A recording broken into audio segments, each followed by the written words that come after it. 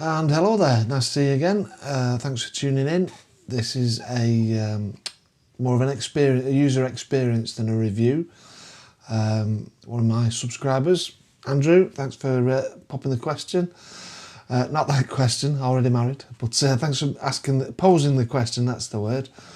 And he was asking about the 24-200 for the Z6 II. I'll just have a look at his comment here and I'll show you. It says, can you tell me if the 24-200 is any good at close-up work? Thank you. Right, Andrew, this video is for you and everyone else who would like to know about this lens. So yeah, it's not a macro lens per se. It is quite a flexible, versatile lens. I'm very impressed with it so far. You know, for what it is, the price tag it's at, for what it is, the price point it's sat at, the results are absolutely brilliant, I think. You know, if you're going to go pixel peeping, yeah, you'll probably find some flaws and inaccuracies or something or other won't quite fit your needs, but a general walkabout lens, I think it's incredible for its versatility and the size and weight. I'm filming on it now, would you believe?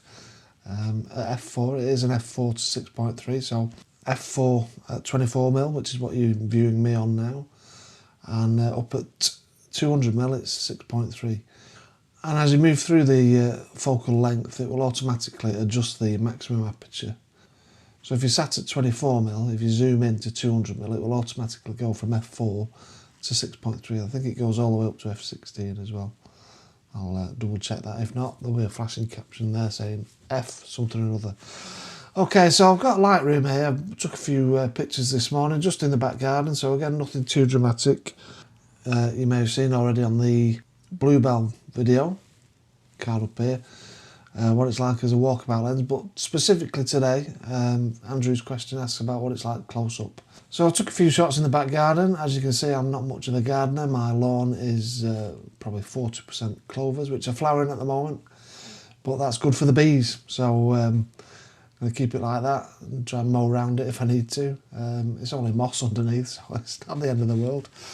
But yeah, the first shot here is at 24mm at f4 ISO 100 and 1,000th of a second. So we've got some pretty bright sunlight outside. So you can see the clovers there.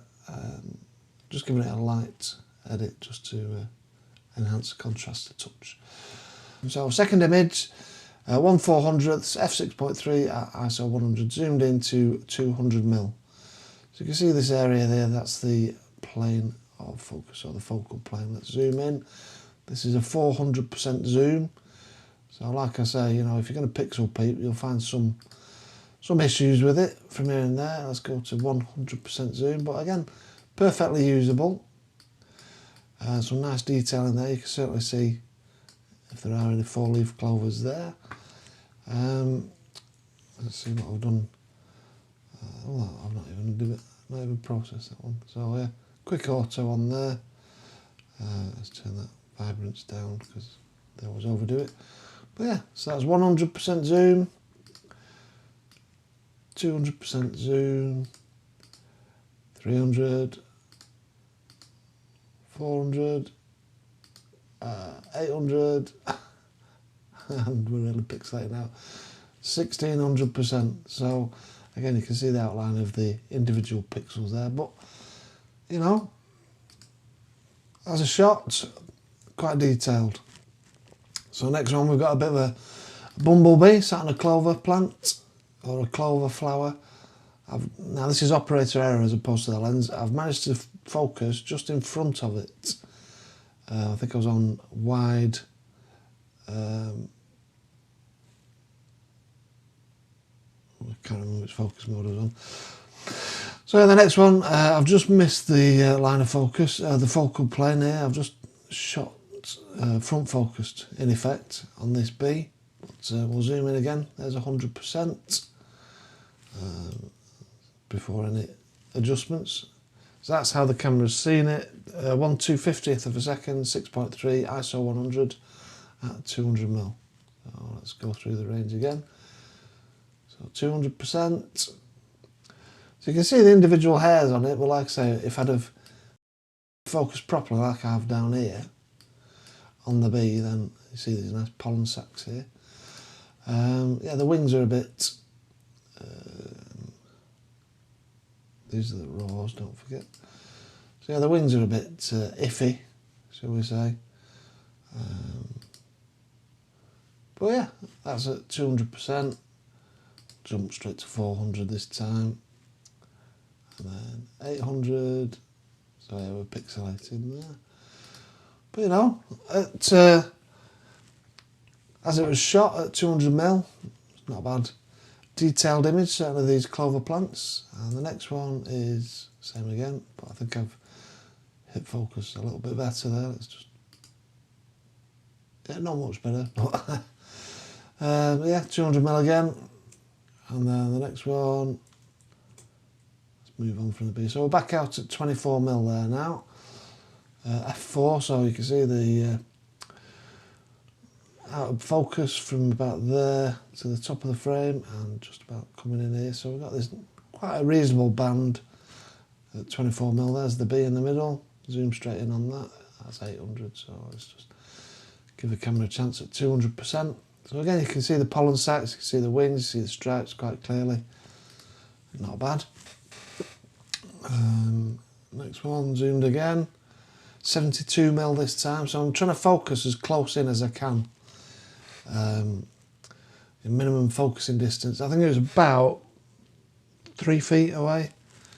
There we go, 200, 400. This is unedited as well. This is a raw file, unedited. 800. I've got 100%, and then let's click the auto for ease of argument. Add a bit of contrast in, raise the shadows, all the blacks.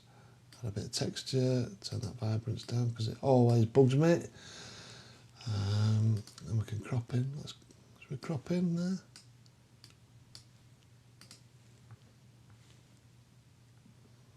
Increase the saturation on the yellow. Turn the greens down a bit maybe.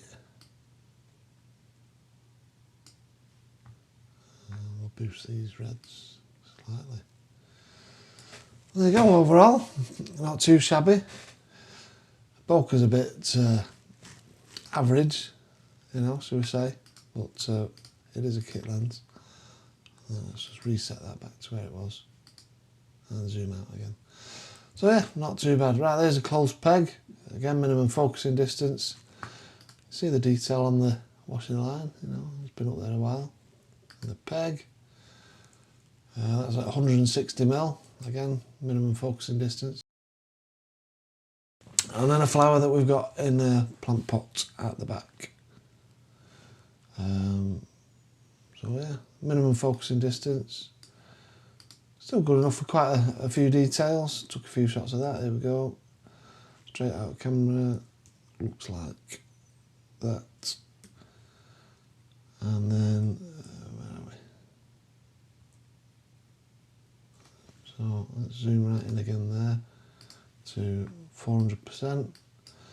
So yeah, you know, it's not a true macro lens. It's not even intended to be anything remotely like a macro lens, but 100%, you know, you still get quite a lot of detail. Some other random plants in the garden. Some plant pots, that's a project for next week. Some garden ornaments. This is for my daughter. She likes this kind of thing, don't worry, it's not my cup of tea. So we've got a bee there. This is at 160th of a second, 5.6 at 54mm. Again, you know, there's quite a lot of detail in there. It's got a 200%. Yeah, perhaps a touch over sharpened. Let's go back to the raw file, unedited, straight out of camera. So yeah, and then the next one. Oh, let's go back one. Ladybird again. Straight out of camera, and then a slight edit. You can see me in the back in the reflection there. There's quite a bit of detail, you know, does what it needs to do. These are all at the minimum focusing distance. This is at 40mm, an 80th of a second f5. Got some nice colours on it. It does bring out some nice colours. Manky old bone that the dog's left on the garden. We'll zoom in there, 200%, so you can see all this marrow and stuff that is left in there. He keeps burying it, which is why it's so dirty. Never understood why dogs do that. Let's go in again. So 400%, these blades of grass are still looking pretty good at 400%. This is at 200mm, f6.3. Close that email, thank you very much. 200mm f6.3 at 1/320th of a second ISO 100. And that's without any editing, and then a slight tickle with the sliders. And then inside for some of the flowers I bought my wife last week for that trip to Scotland I took. Not sure if I've done the video for that yet, but if you've seen a video from Scotland recently, these are the flowers it cost me. As a thank you for letting me out. And then again, zoom in there, what we at, 400%. This is at 36mm, 1/40th of a second, handheld, f4.8, ISO 450. And again, that's, you know, you can't argue with that. That's without any, that's unedited. That's with the little edit. But as you can see, I've not touched the presence sliders. Vibrance is up by itself. Sharpening is as it came out of the camera, and no noise reduction at ISO 450. Next, a bit closer in, same again, you know, let's zoom in, what we're at, 400%. Plenty of detail, but, you know, as a normal picture, 77mm, 1/80th, f6, ISO 1800, absolutely cracking colours wise and noise wise, detail wise. Bit further out, 59mm, 1/60th, again, handheld f6, ISO 1600, and some real close-ups. So this one here, look at that, 1/200th of a second, f6.3, ISO 12,800. So if I put a bit of noise reduction on there, yeah, and I'm doing my old sharpener there, and we'll mask out the sharpening, so it's sharpening the bits we want. There we go. And look at that.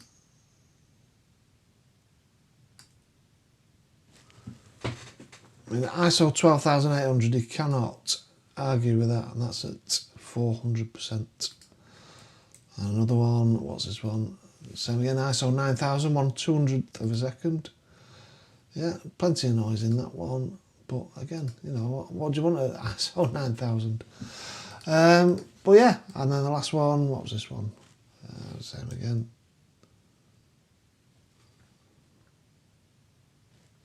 And the last one, yep, so that's straight out of camera, same again, ISO 9000. See what I've done edit wise. Just lifted up the shadows a bit and the whites.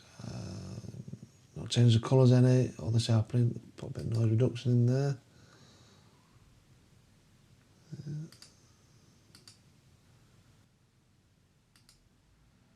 You know, you can't argue with that, can you? For a walk around lens that does a bit of everything, super zoom, 24-200mm, decent price, cracking results.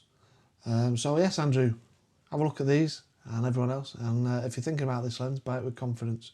Really, really pleased with it. The IBIS from the Z6 II is obviously, you know, really good. I'm shooting at 1/60th in the dark, handheld, no significant motion blur or camera shake, and it's really, really good. So if you've got any more questions, Andrew, or anyone else, just give us a shout, and we will, or I will, because there's no one else, just me. Give us a shout, I'll get back to you, and we'll take it from there. Yeah, some good stuff coming up soon, so subscribe if you'd like to see what we do next, what adventures we go on next. Click the bell if you want a notification, always appreciate that. Give it a like if you enjoyed it. If you didn't like it, still give it a like, and I welcome any comments as usual. So take care of yourselves, and see you soon. Bye.